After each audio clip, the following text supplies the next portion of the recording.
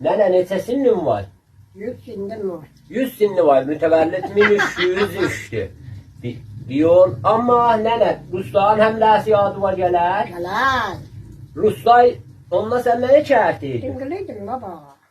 Geldiler bizim kəndə. Geldiler bu yanında boğuma var. Nədir elədin? De həmişə o əzizlər görənlər bilsin. Nədir boğuma bas? Ben de böyle boğuma bastım. Aha. Dedim Allah diyor. Tüfendi düzlerdi dedi bu yazıya. Öz dillərdə de görək nədir dedi. Düzlerdi dedi bana okulidini bu kakacık uşağını bile uşağı vuracağım. Aha. Ama da dedi uşaktı bu yanmadı. Vay eladi götüler zamanı.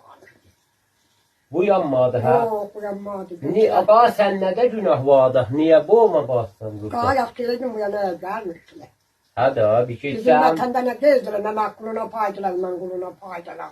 Ha, sən inlik olsaydın neynəydin? Şimdi çok sevdi peyderdim bize daha. Əhsan, əhsan, sağ ol.